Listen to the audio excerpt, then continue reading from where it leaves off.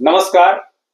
आज हम केदार घाटी के ऐसे व्यक्ति से मुलाकात करवाने जा रहे हैं जिन्होंने लोक संस्कृति के क्षेत्र में एक अमिट पहचान बनाई है। आज हमारा भी सौभाग्य है कि इन लोक संस्कृति के पुरोधा से अपने चैनल तपोभूमि दर्शन उकीमठ के माध्यम से मुलाकात करने का मौका मिला है। अपनी लोक संस्कृति और केदार घाटी को एक नई पहचान दिलवाने वाले आचार्य कृष्णानंद नौटियाल जी, आपका बहुत बहुत अभिनंदन एवं स्वागत है। बहुत बहुत धन्यवाद महोदय। बहुत अच्छा लगी जो सुने के आपका चैनल को तपोभूमि दर्शन। अरे साहब, ये भूमि तो तपोभूमि है।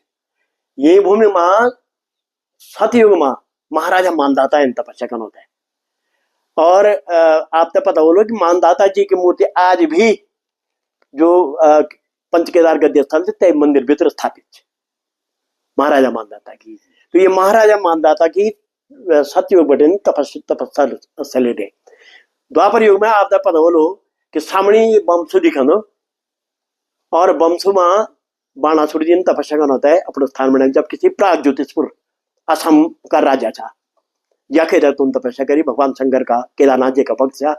और तो की पुत्री उषा तो को मठ बनाया गया उखी मठ में। एक पुराण पखाणो ना आपने सुननी बोलो, या अगर कभी सुनी बोल जा बेटी उषा गंगा कपार, मंदाकिनी काली गंगा कपार, 6 महीना जख रहंदा केदार, उषा नाम से उखी मठ होलो, उखी मठ मा तेरो वास रह लो। ये तो उस समय का स्थान है। और तपोभूमि दर्शन वास्तव में मैं भी ये नाम सुन करके थोड़ी देर के लिए तंद्रा में चला गया हूँ। भगवान श्री केदारनाथ जी के चरणों में, भगवान श्री ओंकारेश्वर जी के चरणों में कोटि कोटि प्रणाम करते हुए आपको बहुत बहुत धन्यवाद देता हूँ। बहुत बहुत धन्यवाद आचार्य जी, आपन जो प्रेरणा देनी हम ते भी डबल उत्साह मिली है चीज से। तो सबसे पहले आचार्य जी, मैं आपसे पहले प्रश्न करना चालू। अभी हम यो जानने की कोशिश कर रहा है कि आपन पूरी केदार घाटी में आयोजित जो महाभारत कालीन अनुष्ठान चिन्ह तो पर शोध कार्य करें, यह प्रेरणा आपने सबसे पहले कब मिली, हमारा दर्शक जानना चाहता। अरे वाह, सभी श्रोताओं से बहुत बहुत प्रणाम। मैं आचार्य कृष्णानंद नौटियाल और ये केदार घाटी माँ जन्म लोणो मैं अब तक गौरवान्वित महसूस कर दो। असल में ये केदार घाटी ही तपोभूमि है और यख जैन भी थोड़ा सा भी के भी कार्य का प्रति अगर लगन से निष्ठा से आगे बढ़ने की कोशिश करी तो निश्चित रूप से अगले बढ़ी। और रे ये महाभारत, तो महाभारत हमारा बदल लिखू कहते कि महाभारत आख्यानम या पठेत सुसमाहिता सगच्छेत परमाम सिद्धिम इतमे नास्ति संशया। भगवान वेद व्यास जी स्वयं बोले कि ये महाभारत का आख्यान है, जो भी बहुत तन्मय भाव से सुन ले या दूसरों तक सुनो ने, तो निश्चित रूप से सिद्धि की प्राप्ति होगी और मनोकामना पूर्ण, आप भी मनोकामना पूर्ण होगा, ये गारंटी थी ना। अब मैं महोदय में इनको लो, क्योंकि आपके जो दर्शक हैं वो देश विदेश तक है और हो सकता है कि हमारी केदार खंड की जो बोली है नागपुरी वो सबके समझ में ना आए, तो अतः मैं हिंदी और गढ़वाले को दोनों को मिक्स करके अनपन चोलो कि जैसे हमारे जो कार्यक्रम भी चल रहा और लोग समझ में भी ये बात है जाओ। तो आप प्रश्न छो कि आप ये प्रेरणा कब मिली, सीधी सी बात है मान्यवर। वैसे तो मैं जब 6 वर्ष की उम्र में था ना, तो आपको सामने गुप्तकाशी के बगल पर एक गांव है सांकरी, उसके बारे में तो आपको पता होगा। और वहां कुछ बुजुर्ग थे जो अब नहीं रहे। मैं उसमें 6 वर्ष का था। आज मेरी उम्र 68 साल है, तो यानी आज से 62 साल पहले सांकरी में एक नाटक हो रहा था। गांव गांव में नहीं होते इतने नाटक होते थे, तो वो 3 दिन का नाटक था और वो नाटक था अभिज्ञान शाकुंतलम पर आधारित। और बाल सुलभ प्रेरणा के आधार पर हम भी देखने जाते थे। तो उन्होंने कहा कि तू अभिज्ञान शाकुंतलम में शकुंतले भरत का अभिनय करेगा। तो 6 वर्ष की उम्र में मेरी रंगमंच की यात्रा शुरू हुई थी। तेके बाद आपने पता बोलो कि आज भी गुप्तकाशी इलाका में हम दुई भाई होता राम लक्ष्मण बोले ना कि राम लक्ष्मण दुई भाई, मैं राम लक्ष्मण, मेरा छोटा भाई लक्ष्मण, मैं राम। लगातार 14 वर्षों तक रामचंद्र जी को 14 वर्ष का वनवास मिला था। मैं 14 वर्षों तक राम का पाठ खेलता रहा।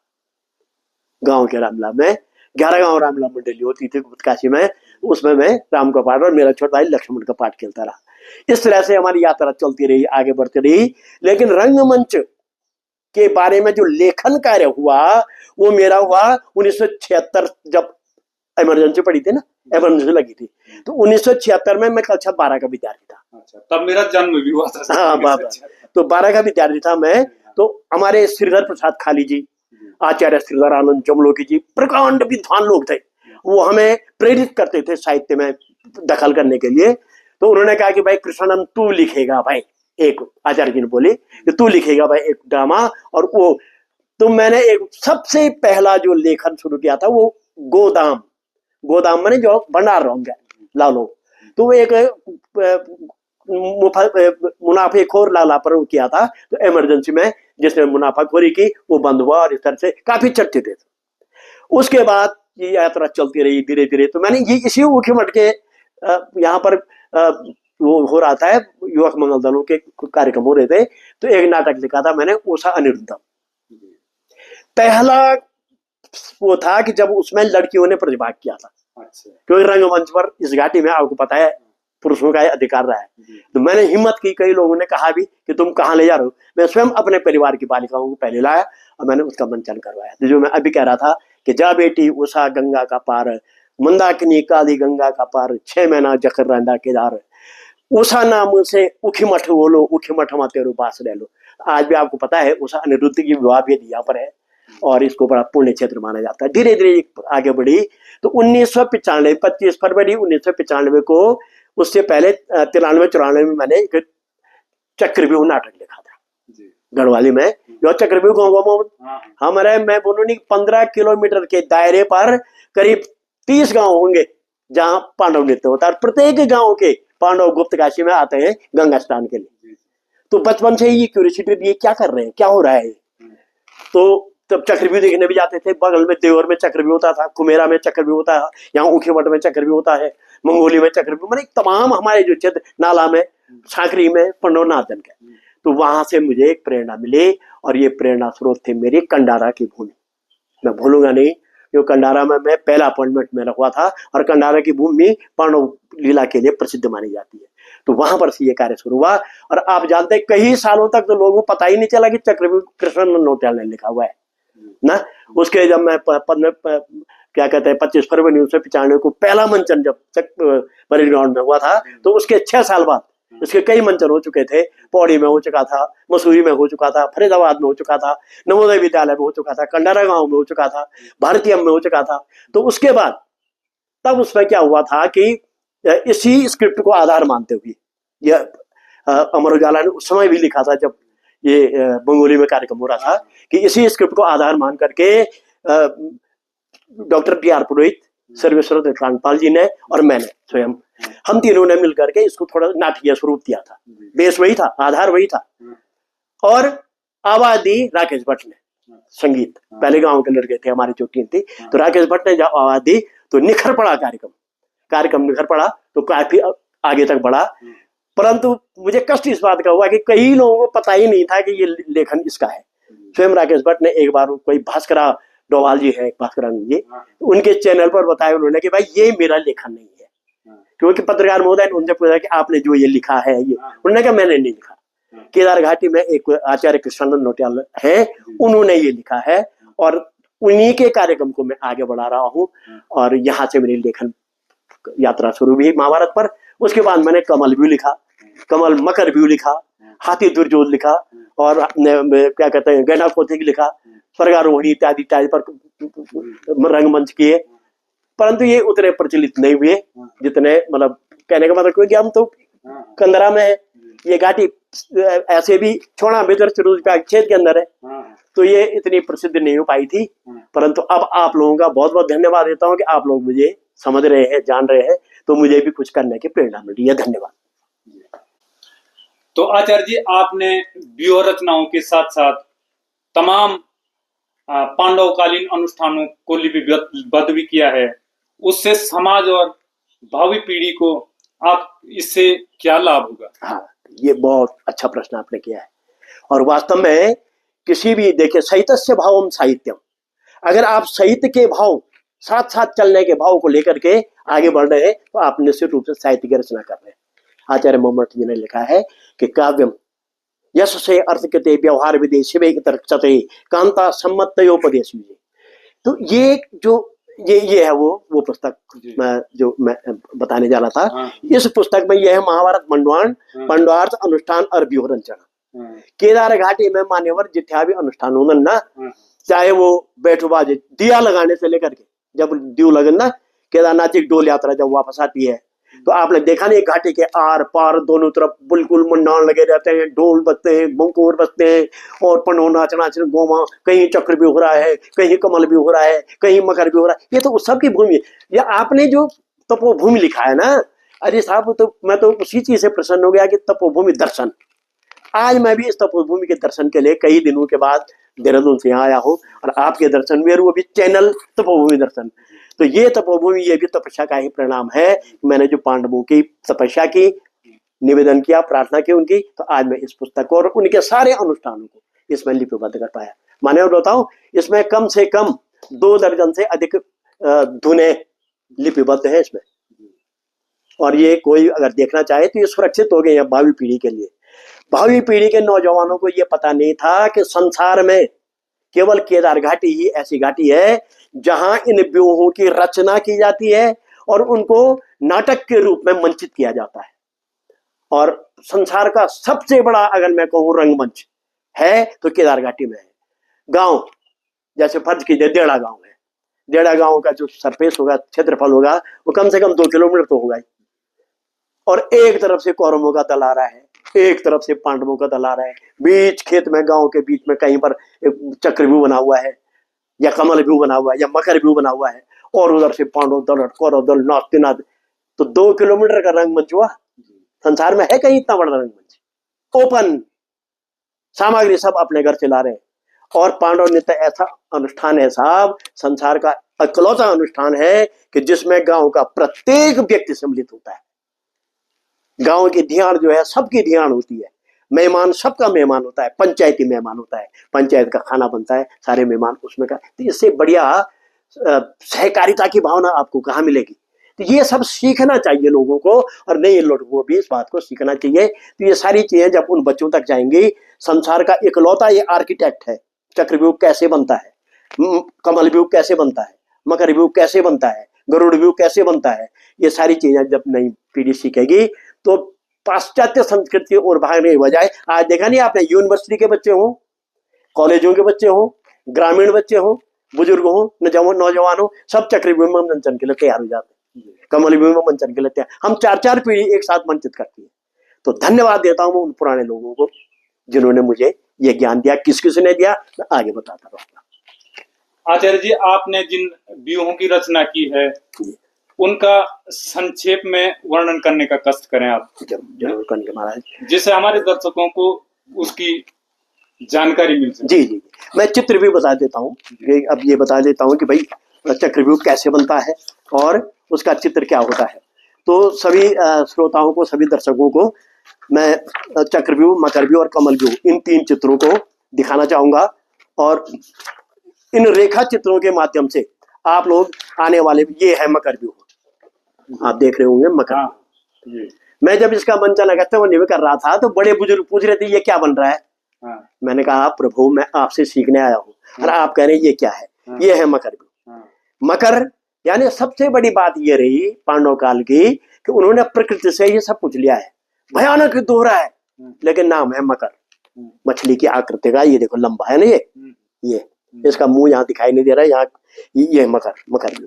इसको महामत्स्य व्यूह भी कहा जाता था, मकराकृति व्यूह भी कहा जाता था। अब ये जो वो है रेखा चित्र है, ये हमेशा के लिए सुरक्षित हो गया है। ये है कमल व्यूह। कमल व्यूह महाभारत काल का सबसे बड़ा व्यू है, इसको महाविकट व्यू कहा जाता है।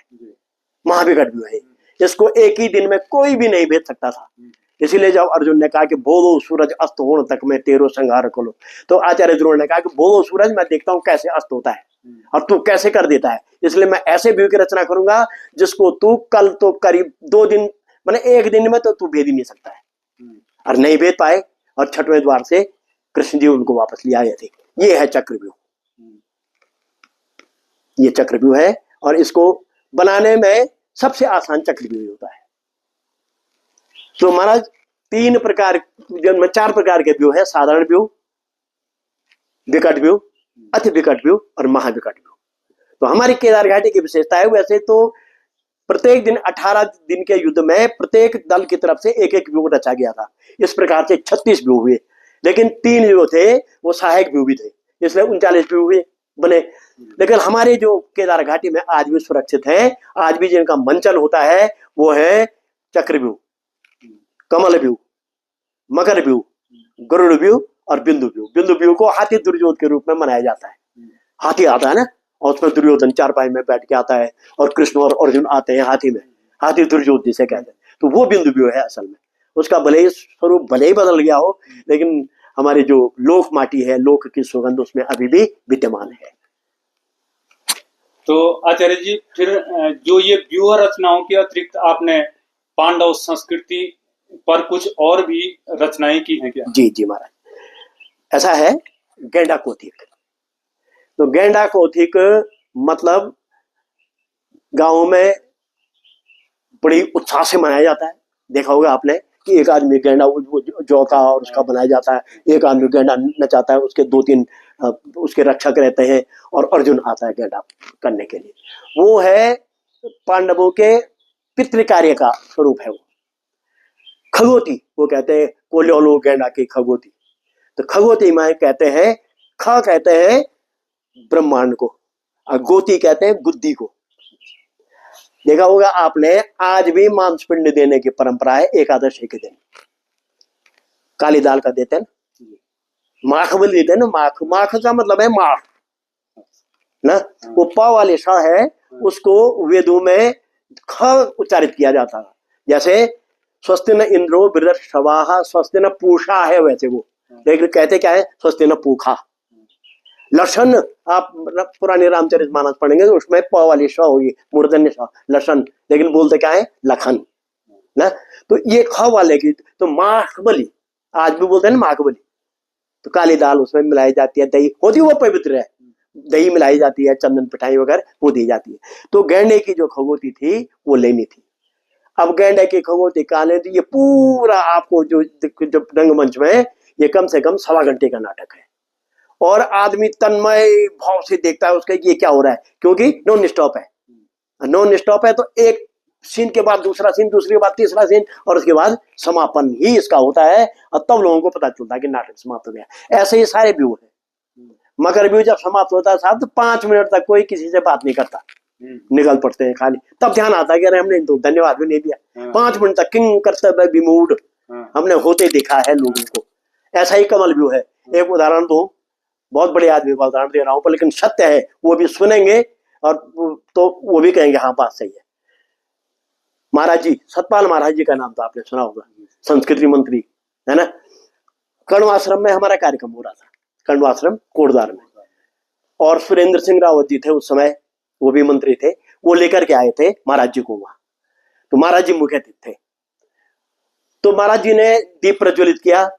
उसके बाद फिर मेला समिति वालों से वो जाने की अनुमति मांगी कि मैं चलता हूं, मेरे पास समय नहीं है, मैं सिर्फ बस ये इसी वजह से आया था।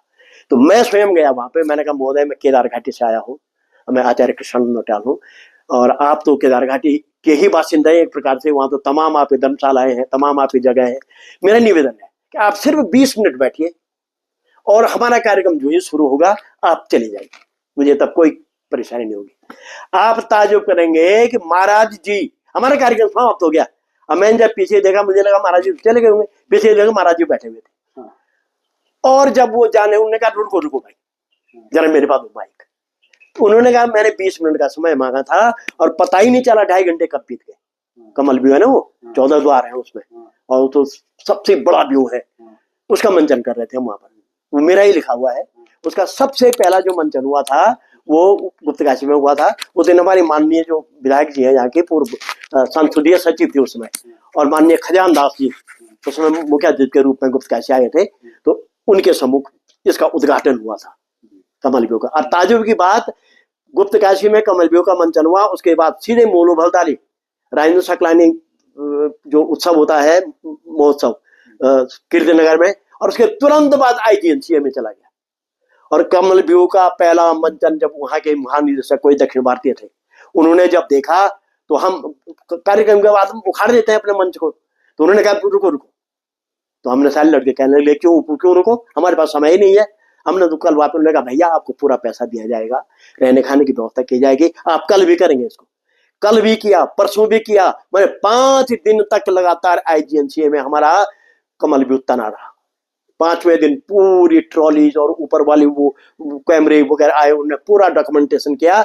आचार्य कृष्णानंद नौटियाल धन्य हो गया, धन्य हो गया। मेरे तो आंसू आए साहब कि मेरी रचना और इंदिरा गांधी राष्ट्रीय कला केंद्र में लगातार 5 दिनों तक हो रही है, और शहर से और सारे डायरेक्टर वगैरह वहां पर आ रहे हैं।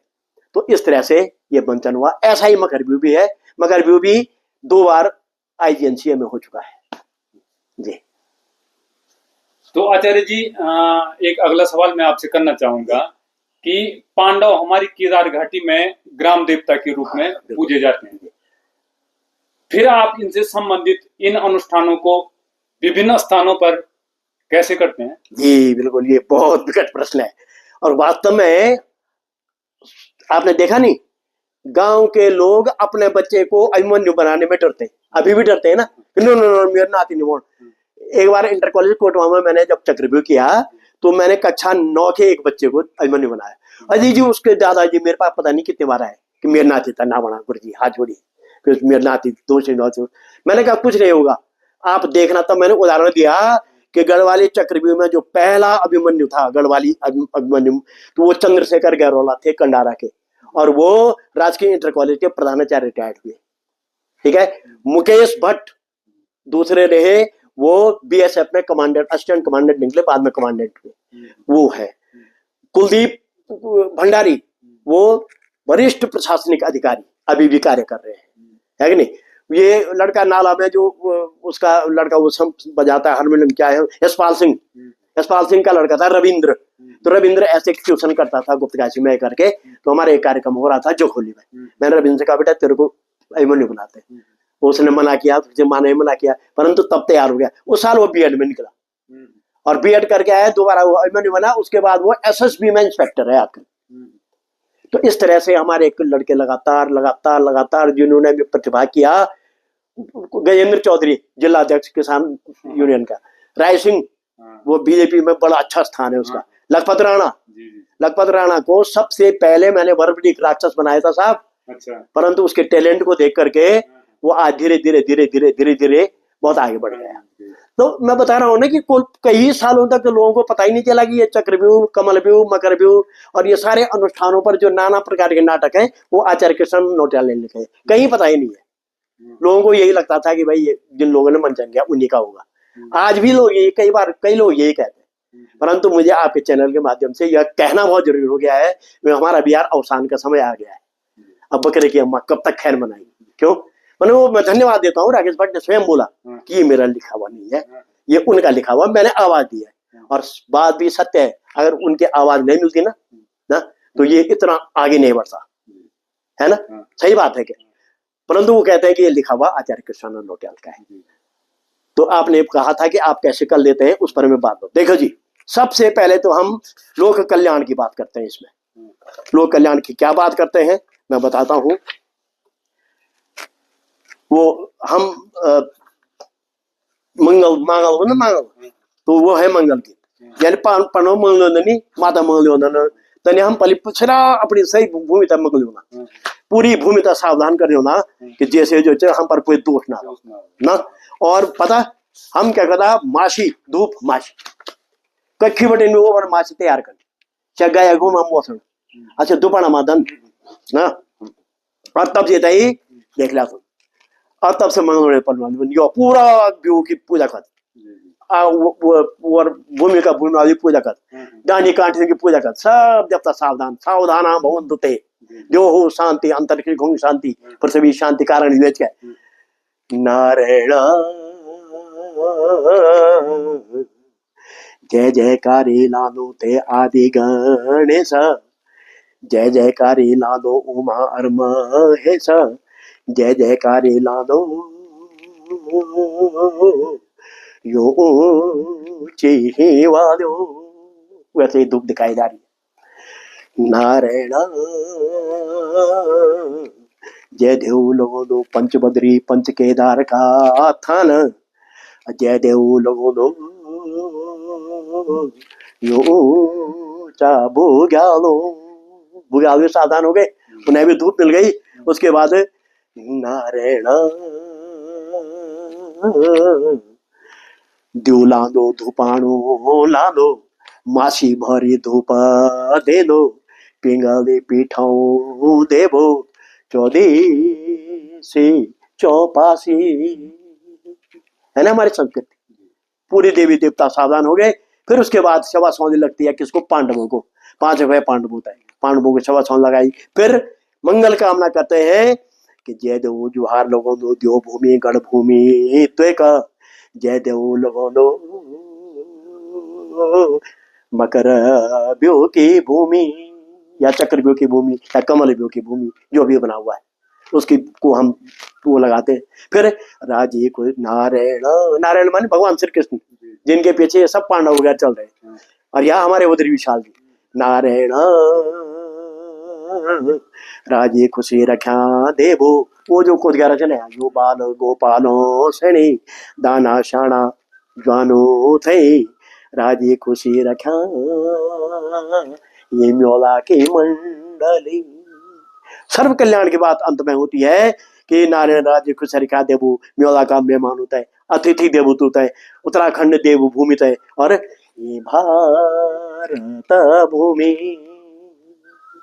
फिर दो दिया आपने कहा कि जागरण कैसे होता है फिर हम सतयुग से करते हैं मैं 2 पंक्ति बोलूंगा ज्यादा नहीं बोलूंगा ये सतयुग त्रेता द्वापर कल युग 4 भक्तों की खातिर लेना प्रभु अवतार सृष्टि से मत्स्य अवतार धरे कच्छप बारह नरसिंह अवतार त्रेता राम अवतार द्वापर माधर्य प्रभु कृष्ण अवतार देवकी का गर्भ बटी मथुरा कारागार द्वापर आज लाना मेरा भाइयों द्वापर के बात लाना धर्म क्षेत्र माज यहाँ से फिर शुरू होती है वो कथा और पांडव कैसे उतारते हैं आप कह रहे भाई जागर होता है ढोल की थाप होती है जी हम भी वही करते हैं हे धरती माता कुर्म देवता इष्ट देवता की थाती जाग भूमिका भूम्याल जाग पंच केदार को थान जागा बद्री बोला ना बद्री को धाम जाग ऊंचा चौखंबा हिमालय जाग छालो बासुकी ताल जाग ब्रह्म कमल को बुग्याल जागा हे अब तब होता है धर्म क्षेत्र की भूमि जाग कुरुक्षेत्र की भूमि जाग वेद व्यास जी को ध्यान जाग और कृष्ण महाराज को चक्र जाग तब वो अक्षत पकड़ते हैं अपने चक्र में घुमा करके सारे दर्शकों के ऊपर डालते हैं रक्षा विधान कर देते हैं फिर उसके बाद युधिष्ठिर आते हैं हस्तिनापुर चंद्रवंश जाग महाभारत की धरती जाग पांडु राजा को कुलगोत्र जाग युधिष्ठिर महाराज को धर्म जाग बाजे बच्चे युधिष्ठिर महाराज प्रकट होते हमारे यहाँ भीम साहब आपने देखा होगा गजेंद्र चौधरी कितना लंबा चौड़ा आदमी यो कूड़ा बराबर है नहीं लेकिन उतना ही शालीन भी है जब वो बाहर निकलता है ना भीम की उसमें आज कई पत्रिकाओं में गजेंद्र चौधरी का फोटो मिलेगा आपको अंग्रेजी पत्रिकाओं में भी गजेंद्र चौधरी का फोटो मिलेगा IGNCA वालों ने कौतिक महाकौतिक ने गजेंद्र चौधरी का फोटो लगाया मतलब साक्षात भीम का मैंने हमारी केदार घाटी वहां है ना अब इस तरह से सब आते हैं एक एक करके आते हैं और यज्ञ कुंड की अग्निज्वाला जाग द्रौपदी को यज्ञ कुंड के अग्निज्वाला माना गया है ना हिमखंड का युचोला जाग कुरुक्षेत्र की शक्ति जाग द्रौपदी सुभद्रा की भक्ति जाग तो वो दोनों आते हैं नाचते हैं प्रकटीकरण हो जाता है सबको आशीर्वाद देते हैं तब लीला शुरू होती है मान्यवर हमने बाहर 20 को व्यवसाय नहीं बनाया नंगे पैर हमारे सारे जो अनुष्ठानी है, अनुष्ठान बनाया हुआ हमने इसको आज, क्योंकि केदार घाटी है, देवभूमि है, पवित्र भूमि है, तो यहाँ की संस्कृति भी देव संस्कृति है। मैंने नाम ही इसका देव संस्कृति दिया है, अतः जूता पहनने का सवाल ही नहीं। तो ये है महाराज। तो आचार्य जी, जो ये महानाट्य है, इसकी अभी तक आप कितनी प्रस्तुतियां दे चुके हैं? अरे साहब, ठीक ढंग से गिनती तो मैं नहीं कह सकता, लेकिन 1995 25 फरवरी 1995 को पहला चक्रव्यूह जब परेड ग्राउंड में हुआ था, तो उस बार तो मैं एक बार डर गया था, क्योंकि 1.5 घंटा तक नाटक रुकी। जब तो एक दिन तो लोडियों पर भी अजी और बहुत वो तो हमारा नौघरिया, नए बच्चों को पता ही नहीं होगा नौघरिया किसे कहते हैं। नौ घर बने होते हैं उसमें, तो वो नवग्रहों का प्रतिनिधित्व करता है। उसमें पिठाई भी होती है, अक्षत भी होता है, पुष्प भी होते हैं, जौ होते हैं, तिल होते हैं, दुर्वा होती है, फूल होती है, तब हो जाता है वहां पर। तो नौघरिया का ऐसा प्रभाव है कि जिस पर भी आप पिठाई लगाएंगे, अगर उसको आप शांत कर रहे हैं वो शांत हो जाएगा, अगर उसको उद्गार दे रहे हैं तो वो उतरने लगेगा। आप आश्चर्य करेंगे कि पुलिस वालों पर भी जब्ती आ गई थी, वो चक्रव्यूह के अंदर जो सुरक्षा के लिए रखे हुए थे उन पर भी। तो ऐसा आक्रोश आता है साहब इस चक्रव्यूह से। तो मुझे बहुत अच्छी तरह से याद है, मैं मंच में बैठा हुआ था, मेरे ही निर्देशन में और मेरी रचना थी, तो कंडारा की टीम थी। तो जब बड़े बड़े पुरोधा लोग थे वहां पर रंगमंच के, मैं आदरणीय D.R. पुरोहित जी का नाम लेना नहीं भूलूंगा, वो मेरे पास आए। उन्होंने कहा आचार्य जी आपका चक्रव्यूह हिट हो गया है। ये शब्द अभी तक जैसे वो अभी कह रहे हो, उन्होंने कहा हिट हो गया। हिट शब्द नहीं सुना था मैंने तब तक, संस्कृत का आदमी। तो उन्होंने कहा हिट हो गया आपका चक्रव्यूह, बहुत बढ़िया। तो 1.5 घंटे बाद जब कार्यक्रम रुका, तब ये कार्यक्रम फिर शुरू हुआ। उसके बाद मसूरी में शरदोत्सव में, पौड़ी में शरदोत्सव में, तब मेले भी कम होते थे, है ना। और क्या कहते हैं, अंजवाल एक संस्था है पत्रकारों की फरीदाबाद में, वहां, और महाकौथिक में, कौथिक में, उत्तराखंड लोकमंच में, कनॉट प्लेस में, IGNCA में, मैं समझता हूँ अब तो सारे मेलों में होते हैं ये कार्यक्रम। तो लगभग 1,500 से ऊपर बार हम इसका मंचन कर चुके हैं इन विभिन्न अपने इन मंचों, इनका ना, कमल व्यू का भी, उसका भी। लेकिन एक दुख होता है, क्योंकि हमारे पास हर साल सामग्री खत्म हो जाती है। एक बार हमारे विधायक जी ने हमको वो दिया था, यहाँ श्रीमती आशा नोटियाल जी ने, तो उससे हमने IGNCA में प्रतिभाग कर पाए थे हम, क्योंकि तब नए कपड़े हो गए थे ना हमारे, तो वहां जाना तैयार कपड़े भी बोले चाहिए ना, गरीब आदमी बोलो तब भी अपना बोले गए। और ना हम इस तरह का पैसा लेते हैं कभी, हमने ऐसा कभी नहीं कहा होगा किसी भी गांव वाले को। अब हमारे एक नई परंपरा चल रही है, चलो गांव की ओर। अब हम जाना 5-7 आदमी, 10-12 आदमी, और गांव के बच्चों को तैयार कर रहे हैं, क्योंकि संस्कृत तो गांव में रहेगी तब ना। हम मंचों पर दिखाएंगे, पैसे लेंगे, जेब में रखेंगे, ये संस्कृत का काम नहीं हुआ। हम गाँव की तरफ जा रहे हैं। अभी हमारा 11 तारीख को सिनाऊ में है, पोखरी में कार्यक्रम, वहां पर गांव के लड़के तैयार किए हमने, और हम केवल 8 आदमी जा रहे हैं। वहां पर हम उनको गाइडलाइन देंगे। और पपड़िया में हमने दिखा दिया, कपड़िया में, ये बुद्धो खोली में, वहां सिलगढ़ में हमने दिखा दिया, बहुत जगह गाँव में, ये यहाँ जहां जहां नहीं होते थे वहां भी हमने कार्यक्रम दिखाए। उनको बड़ा आश्चर्य हुआ। और अभी इधर बिरंग की तरफ कहीं कोई एक संदेश आया हमको, वहां भी हम जाएंगे। और गाँव में वही गाँव के बच्चे, गाँव की ही लड़कियां, गाँव के ही कलाकार, उनको इकट्ठा करेंगे, उनको मंच पर ले जाएंगे, हम खाली गाइड देंगे, उनको गाइड देंगे। तो नई पीढ़ी के लिए जो आप कह रहे हैं, इनका मंचन कहाँ कहाँ हुआ, तो ये मैं समझता हूँ भारतवर्ष का कोई कोना नहीं छूटा हुआ जहाँ इसका मंचन नहीं हुआ। विदेशों में भी चला गया, विदेशों में भले ही मैंने गया, डॉक्टर पुरोहित वगैरह गए, पर रचना तो मेरी है ना, नहीं तो तय कर बोलते वाले कि दूल्हा तो ये बहुत अच्छा है पर सुलार में रोहित ये वाली बात है। तो क्या बोलता भाई, ये तो गूंगे का गुड़ भी है। और आज तो मेरे वास्ते तो ये हो गया, भले तो निबंध होता है गाना में क्या चाहना तू यहाँ का साना। आज तो मैं आपसे, और ये तपोभूमि जो चैनल आपका है दर्शन, तो मैं तपोभूमि का दर्शन भी बगिन, और तपोभूमि दर्शन में मैं अपने खड़ा श्वास भी बोले सकूं। ये वहां कहीं नाराज होने कोई बात नहीं है, ठीक नहीं। और धन्यवाद आपका बहुत बहुत। आचार्य जी, एक अंतिम सवाल आपसे कर चालू कि जो यह अपनी परंपरा थी, जो यह लोक संस्कृति थे, तो नई पीढ़ी ते आप एक हमारे चैनल माध्यम से यहाँ पे संदेश चला, ये जरूर आप आशीर्वाद। देखा बोलो, मैं आपसे एक चीज बताऊं चलो, तन में भी 40 साल तक सरकारी नौकरी करी, 39 साल सरकारी और 1 साल में अवैतनिक मैंने कॉलेज में पढ़ाई, यानी कुल मिलाकर 40 साल तक मैंने शिक्षा विभाग में कार्य करी। मैंने जब तमाम अध्ययन करे ना, तो मैं तो 2 चीज बहुत अच्छी तरह से आत्मसात हुए न शिक्षण हमारे केदार घाटी और बद्री घाटी। मान्यवर केदार घाटी ने जहां श्रुति स्मृति परंपरा के अनुसार पुराने लोग देख नहीं तुम नारायण कनोड़ पर हाथ लगाए चलो पनवेल लोगना चलो यो कथा लगाई एक दिन पूरी महाभारत कंठस्थ करी रंजन नहीं रंजन। तो जहां केदार घाटी ने श्रुति स्मृति परंपरा के अनुसार पंडवार्थ के रूप में पंडवाली के रूप में महाभारत को सुरक्षित और संरक्षित रखा है, लगातार पता नहीं कितनी पीढ़ी से ये कार्य चल रहा है। पांडव जो है द्वापर युग के अवसान में आए थे केदार घाटी में, और माना चलो हम ये मानते हैं कि उनके बाणों को 1 आध साल तक ऐसे रखा गया होगा और उद्घोष हो गए होंगे बाद में, है जी। पांडवों ने कहा, यहाँ के लोगों ने प्रतिज्ञा की थी कि भाई तू उन्होंने कहा कि बाण कहाँ छोड़े, तो उन्होंने मोरू डाले के नीचे जो मोरू डाल दिया ना उसके नीचे बांट दिए थे 15 दिन तक, एक पक्ष तक। तो हमारे लोगों को बांटे, तो हमारे लोगों ने भी ये कहा था कि हम जब भी आपका आह्वान करेंगे आप हमारे बीच मानव रथ में सवार होकर के आना। तो आज भी उन्नन के जब केदारनाथ जी उन्हें जाना, तो केदारनाथ जी की इस घाटी ने केदार घाटी ने जहां महाभारत को सुरक्षित और संरक्षित रखा है, वही बद्री घाटी ने रामायण के रूप में रामायण को सुरक्षित रखा है। अब ये तुम्हारे हाथ पर है, तुम कितनी सुरक्षित रख पाते हो, ये बड़ी खुशी की बात है। मैं दिल्ली यूनिवर्सिटी में भी गया, वहां भी मैंने एक आध लेक्चर दिए। तो वहां पर रामजस कॉलेज में एक हमारे प्रभात जंगवाना वगैरह कुछ लड़के हैं वहां पर, अंकित भंडारी वगैरह, उन्होंने मुझे बुलाया था और यूनिवर्सिटी की तरफ से काफी लोगों ने प्रोत्साहित भी किया। वहां यूनिवर्सिटी के लड़के भी अभिमन्यु होने में, अर्जुन होने में, दुर्योधन बनने में गर्व महसूस कर रहे हैं। वो कह रहे हैं कि सर हम संसार के सबसे बड़े महाकाव्य के पात्र हैं। इस समय मैं अंकित थोड़ी हूँ, इस समय मैं प्रभात थोड़ी हूँ।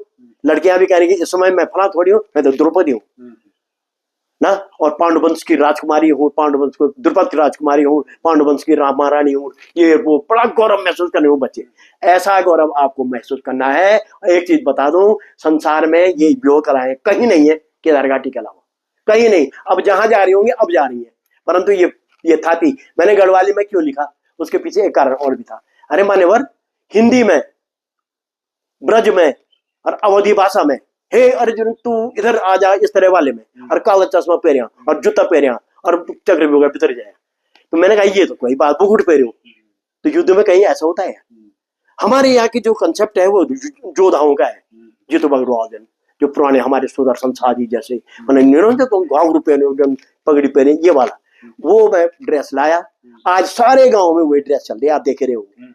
द्वार विभाजन किसी को पता नहीं था, चक्रव्यूह में केवल एक जात लोग जानते थे कि पहले द्वार पर दशरथ, लास्ट में दुर्योधन और अभिमन्यु, बीच में कौन है क्या है किसी को कुछ पता ही नहीं था। आज शास्त्रीय आधार पर द्वार विभाजन करके दे दिया है। चक्रव्यूह में हो, कमल व्यूह में हो, मकर व्यूह में हो, तो ये आप लोगों के हाथ पर है। और ऐसी जो लोग धुने हैं, मैं बता नहीं, अभी मैं बता रहा था कि 2 दर्जन से ज्यादा, जैसे सुना हो बगड़वाली, आप लोगों को तो बगड़वाली पता ही नहीं होगा। चक्रव्यूह भीतर बाबा तुम्हारो लाडलो, दुर्योधन का मारा चोन धक्का मारी ले। बगड़वाली। मेरा बालों की कौली बाबा 7वां द्वार पर, दुर्योधन का मारा क्यों न लोचले फसीले। इस तरह की बगड़वाली उसकी आत्मा बोलती है। मरे हुए अभिमन्यु का शव पड़ा हुआ है, चारों तरफ से पांडव घूम रहे हैं, वो आवाज आ रही है कहीं व्योमवाणी की तरह। तो आक्रोश नहीं आ रहा था उन पर, वही आक्रोश है कि अर्जुन प्रतिज्ञा करता है कि धरती जो दिगपाल जाग सब है, वे जा सचेत अलो, प्रभु जी का चरणों के सौगंध धरी आज प्रतिज्ञा करो। मारे बालक जून मेर मिल के काल बुले एगन, मारे ठोकर जेन तेक मुंडमा तेका दिन चलेगन। बोलो सूरज अस्त होने तक में तेको संहार करो, नेतर अग्निचिता जगह को खुद ही अपनो विनाश करो। ये प्रतिज्ञा थी साहब। और एक चीज आपके ज्ञान गले बता देना चाहता हूँ, कई बच्चों को नहीं पता है, हमें भी नहीं पता था, हमने तो जब शोध किया तो तब जाके पता चला कि चक्रव्यूह का भेदन केवल 7 आदमी कर सकते थे उस समय, 8वां नहीं कर सकता था। अभिमन्यु भी भेदन नहीं कर पाते, तो केवल 7 बार तक जा सकते थे अंदर, और 8वें से बाहर आने की कला नहीं आती थी उनको। वो थे भगवान श्री कृष्ण, भगवान परशुराम, सुन रहे, अर्जुन जी महाराज, ठीक, और कर्ण, महारथी कर्ण, आचार्य द्रोण, ठीक है, आचार्य द्रोण, और श्री कृष्ण जी के पुत्र प्रद्युम्न जी महाराज, प्रद्युम्न, और गुरुपुत्र अश्वत्थामा। यही 7 लोग थे जो इसका भेदन कर सकते थे। तो आगे का जो एपिसोड होगा, मैं अब आपको कमल व्यू पर बात करूंगा। कमल व्यू क्या है, किसे कहते हैं, और क्यों हमारी संस्कृति पर ये पीढ़ी दर पीढ़ी आगे बढ़ता चला जा रहा है। अब दारोमदार आप पर है। आप लोग अगर इसको आगे बढ़ाना चाहेंगे तो केदार घाटी हमेशा हमेशा के लिए संस्कृति की क्षेत्र में प्रथम स्थान पर रहेगी, प्रथम पायदान पर रहेगी, उच्च शिखर पर रहेगी। आज भी इतनी भव्य और अलौकिक संस्कृति किसी की नहीं, हम बता रहे गारंटी के साथ। भाई मैंने अभी उदाहरण दिया, 2 किलोमीटर, 2.5 किलोमीटर, 3 किलोमीटर, 5 किलोमीटर का रंगमंच है कहीं संसार में। ये तो इस चीज को तो, अरे ये ऐसे कमल व्यू बना के दिखाओ तो कोई चक्रव्यूह तो हर कोई बना देगा, चित्र बने हुए सब जगह इंटरनेट में। कमल व्यू का चित्र इंटरनेट में भी नहीं है, क्योंकि केदार घाटी ने दिया ही नहीं। हमने बच्चों B.R. चोपड़ा महोदय, बहुत बहुत धन्यवाद, आदरणीय है, उन्होंने महाभारत सीरियल को विश्वव्यापी बनाया, बहुत बढ़िया एपिसोड, बहुत अच्छे कलाकार। लेकिन हमने दशहरा मैदान फरीदाबाद से उन्हें चैलेंज किया था कि आपने सब कुछ बहुत बढ़िया किया, लेकिन व्यूहों की रचना आपने नहीं की। क्या ही अच्छा होता, केदार घाटी में आते, हमारे उत्तराखंड में आते, उत्तराखंड से साभार ले जाते, हम आपको देते। आज कम से कम उस पर यह तो लिखा होगा उत्तराखंड से साभार, नहीं लगे हमें भी नहीं दिया, नेट पर भी नहीं मिलेगा आपको कमल व्यू का चित्र, चक्रव्यूह का तो मिल जाएगा। इसलिए बच्चों ये दारोमदार आप लोगों के हाथ पर है, अगर कर सकते हो तो वाह भाई। कुल मिलाता है मेरे को मतलब ये कि हमारी जो केदार घाटी की भव्य, दिव्य और अलौकिक देव संस्कृति है, तो ये देव संस्कृति का संरक्षण और संवर्धन को स्वरूप कार्यभार नई पीढ़ी पर, नई पीढ़ी चौ तो ये तय विश्वव्यापी बना सके।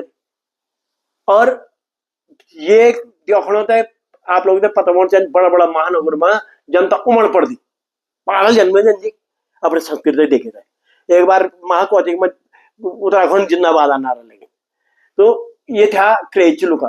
तो आप लोग इस पर प्रतिभाग करेंगे बच्चों, तो निश्चित रूप से ये संस्कृति हमारी उत्तर उत्तर वृद्धि करेगी, और आप लोग भी एक विश्व के सबसे बड़े महाकाव्य के पात्र बनेंगे, उसके आप साक्षी बनेंगे। अतः मेरा ये कहना है आपसे कि अपनी दिव्य और भव्य और अलौकिक देव संस्कृति को बचाने में अपना योगदान अवश्य दें। यही मेरा संदेश है, और इसके साथ ही जय श्री केदार, प्रणाम सभी लोगों को, बहुत बहुत आभार और धन्यवाद आचार्य जी। आपन अपड़ू व्यस्तम कार्यक्रम में आपड़ू समय